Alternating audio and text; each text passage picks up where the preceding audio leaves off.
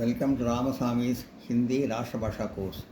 ஹிந்தி ராஷ்டிர பாஷா பாட்டிய புஸ்தகத்தில் பாக் ஒன்றில் 3வது போயம் சுக் துக், சுகமும் துக்கமும், சந்தோஷமும் கவலையும், அந்த மாதிரி. அது போன கிளாஸ் போயமும் சப்தாத்தும் பார்த்தோம். இந்த கிளாஸ் அபியாசம் சாராம்சமும் பார்ப்போம். இஆர்சி சாராம்சம் ரெண்டு பார்ப்போம். ஜக்பீதித் கே அது போட்டுக்கே இங்கே பார்ப்போம்.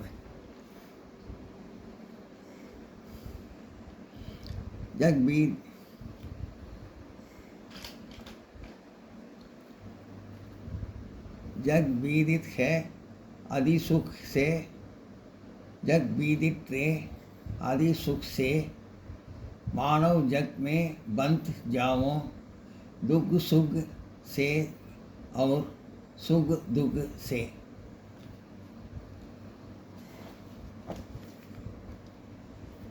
இது பின்னாடி விளக்கம் இருக்குங்க.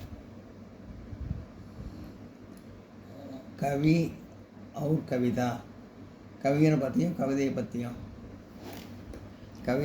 कवियर पत्ती. इस कविता के कवि सुमित्रानंदन पंत है. இந்த கவிதை எழுதினவர் கவிஞர் சுமித்ரானந்தன் பந்த். आपका जन्म हिमालय के पास आलमोटा में सन 1900 में हुआ. அவருடைய பிறப்பு ஜென்மம் ஹிமாலய மலைக்கு பக்கத்தில் அல்மோட்டாங்கிற இடத்துல 19ஆம் நூற்றாண்டில் பிறந்தார். कभी राष्ट्र के साथ रखने से उनकी नवीन प्रेरण, रविंद्र के साथ रखने से उनको नवीन प्रेरण मिली. அவர் ரவீந்திரனோட கவிஞரோடு சேர்ந்ததுனால அவருக்கு புது உத்வேகம் இருந்தது. அவருக்கு நவீன் பிரேரணை, புது உத்வேகம் அவருக்கு கவிதை எழுதுறதுல இருந்தது.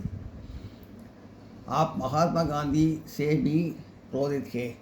महात्मा गांधीயாலும் கவரப்பட்டவர் அவர். इस कविता में कवि संदेश देते हैं. இந்த கவிதை சொல்கிற செய்தி என்னன்னா, संदेश देते हैं कि जीवन में सुख और दुख दोनों का मिशन रखना है. சுகம் துக்கம் ரெண்டுத்தையும் கலந்த வாழ்க்கை தான் நல்லாயிருக்கும் அப்படின்னு சொல்கிறாங்க. தோனோக்கே ரக்னே, அதாவது சுகம் துக்கம் ரெண்டும் கலந்துருக்கணும் அப்படின்னு சொல்கிறாங்க வாழ்க்கையில். தோனோக்கே ரக்னே கே செஹி ஜீவன் பரிபூர்ணா பந்தாக. அது ரெண்டும் சேர்ந்தால் தான் வாழ்க்கை பரிபூர்ணமாக ஆகும், முழுமையடையும் வாழ்க்கை. ரெண்டும் இருந்தால் தான். ஆப் சன் 1977 में स्वर्गीय सितारे और 1977ஆம் ஆண்டு காலமானார். கவிஞரை பற்றி பார்த்தோம். இப்போ பாவ் பொருளை பார்ப்போம், அர்த்தம். इस कविता में कवि कहते हैं कि मानव जीवन में सुख और दुख का मिशन होना चाहिए. இந்த கவிதையில் கவி என்ன சொல்லியிருக்காருன்னா, மனித வாழ்க்கையில் சுகம் துக்கம் ரெண்டும் கலந்துருக்கணும். संसार में सदा सुख भी रखना नहीं है. எல்லாருக்கும் எப்பயுமே துக்கம் இருக்கக்கூடாது. और सदा संसार में सदा सुख भी रखना नहीं है. எப்போ பார்த்தாலும் சுகம் இருந்துகிட்டே இருக்கக்கூடாது லைஃப்பில். और सदा दुख भी नहीं रखना है. अगर दुखम எப்பயுமே இருக்கக்கூடாது. मनुष्य के जीवन के सुख और दुख दोनों का समान अंश होना जरूरी है. ரெண்டும் ஒரே அளவில் இருக்கணும். சுகமும் துக்கமும் ஒரே அளவில் சமமாக இருக்கணும் மனித வாழ்க்கையில். அப்போ தான் மனித வாழ்க்கை முழுமையடையும் அப்படிங்கிறாங்க. இப்போது சுக துக்கு கவிதா சாராம்சாவை பார்ப்போம். சாராம்சாவை கவி பரிசையாக ஏற்கனவே சொன்னேன், இன்னொரு சொல்கிறேன். इस कविता में रचयिता सुमित्रानंदन बंत है. இந்த கவிதையை எழுதினவர் சுமித்ரானந்தன்கிறவர். आपका जन्म हिमालय के साथ अल्मोटा में सन 1900 में हुआ. அவர் இமயமலத்துக்கு பக்கத்தில் அல்மோட்டாங்கிற இடத்துல 19ஆம் நூற்றாண்டில் பிறந்தார். कविंद्र रविंद्र के साथ रखने से उनके नवीन प्रेरण मिली. ரவீந்திரன் ஒரு கவிஞரோடு சேர்ந்ததுனால அவருக்கு புது உத்வேகம் இருந்தது. மகாத்மா காந்தி பி புரோரித் ஹுவே. அவர் மகாத்மா காந்தியாலையும் ஈர்க்கப்பட்டவர், கவரப்பட்டவர். இஸ் கவிதா மே கவி சந்தேஷ் தேத்தே ஹே. இந்த கவிஞர் என்ன செய்தி சொல்கிறாங்க? சந்தேஷ்னா செய்தி சொல்கிறாருன்னா, ஜீவன் மே சுக துக் தோனோ கா மிஷன் ரக்னா ஹே. வாழ்க்கையில் சுகமும் துக்கமும் ஒரே அளவுக்கு சேர்ந்து இருக்கணும். தோனோ கே ரக்னே ஹே ஹி ஜீவன் பரிபூர்ண. தோனோ கே ரக்னே சே ஹி ஜீவன் பரிபூர்ண பந்தா ஹே. ரெண்டும் சேர்ந்து இருந்தால் தான் வாழ்க்கை வந்து முழுமை அடையும். ஆப்ஷன் 1977 மே சொச்சித்தார். அவர் 1977 ஆண்டு காலமானார். சாரம்சா பார்ப்போம். ऐसे सुनो।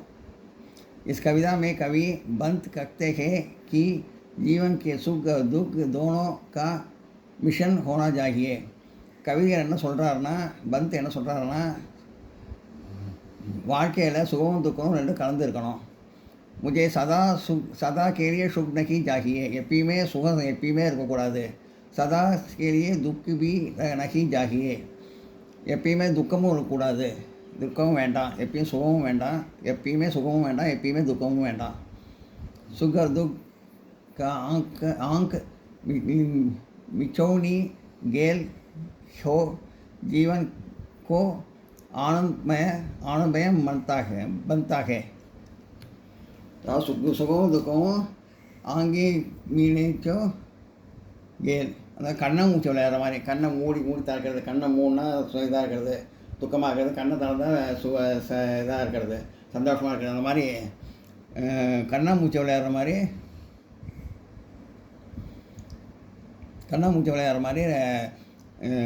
சுகம் துக்கம் மாறி மாறி வரணும்.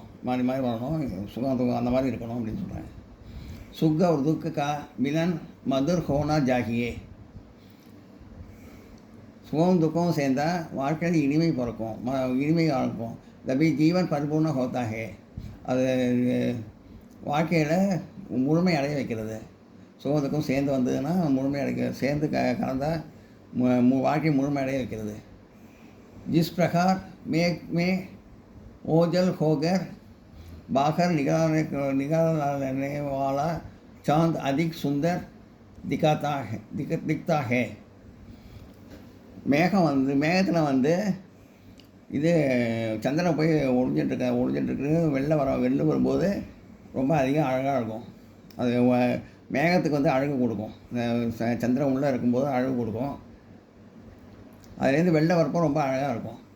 और चांदनी के उजाले के जीवकर निकलने वाले मेघ अधिक आकर्षित रखता है. அதே மாதிரி சந்திரன் உள்ளே வந்திருந்து அப்புறம் வெளில வரப்போ மேகம் கூட அழகாக இருக்கும் பார்க்குறதுக்கு. மேகம் வந்து ரொம்ப கவர்ச்சியாக இருக்கும் பார்க்குறதுக்கு. उसी तरह दुख और सुख के गेल में जीवन अधिक आकर्षण बन सकता है.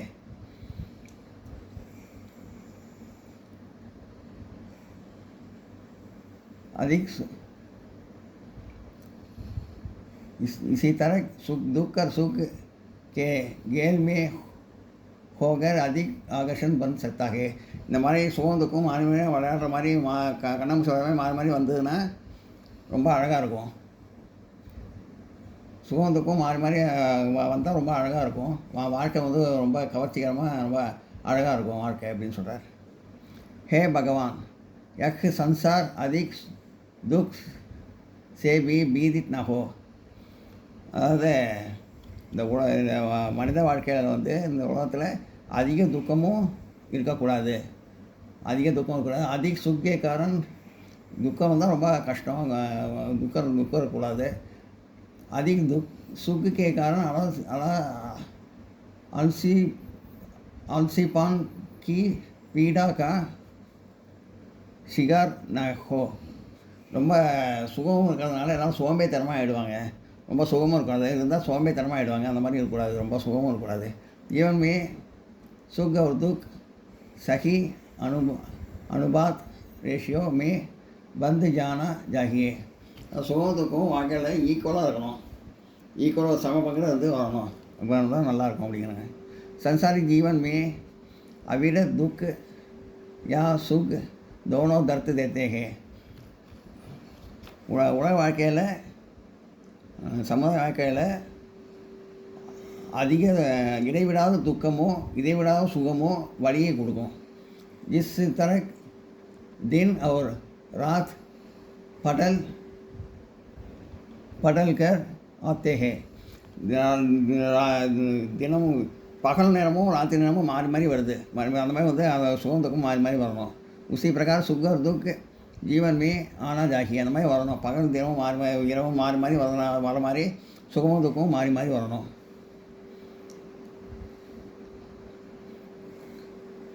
इनमें जीवन सोकर उठकर विभिन्न अनुभव प्राप्त करे.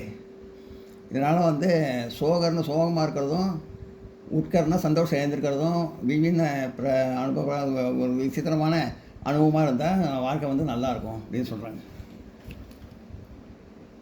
उषा और सायंकाल का मिलन अत्यंत सुंदर रखता है. காலை நேரமும் சாயங்கால நேரமும் சேர்கிற சமயத்தில் ரொம்ப அழகாக இருக்கும். विरह और मिलन जीवन का आकर्षक बनाते हैं. பிரிவும் சேர்க்கையும் இருந்ததுன்னா வாழ்க்கை வந்து ரொம்ப கவர்ச்சிகரமாக இருக்கும். हर्ष और आंसू के मिशन जीवन को समर्थक बनाते हैं. ஹர்ஷ்னா சந்தோஷம் வர்றது, ஆஷுனா அழறது, கண்ணீர் வர்றது, ரெண்டு கலந்து வாழ்க்கை வந்து சரியாக நல்லா இருக்கணும். அந்த மாதிரி இருந்தால் தான் வாழ்க்கை நல்லாயிருக்கும். इसी तरह सुख और दुख का मिशन मानव के परिपूर्ण बनाता है. இதே மாதிரி சுகமும் துக்கமும் மாறி மாறி வந்ததுன்னா வாழ்க்கை வந்து பரிபூர்ணம் அடையும். வாழ்க்கை முழுமை அடையும். அப்போ எல்லாம் நல்லாயிருக்கும் அப்படின்னு சொல்கிறாங்க. எல்லாம் நோட் பண்ணிங்க.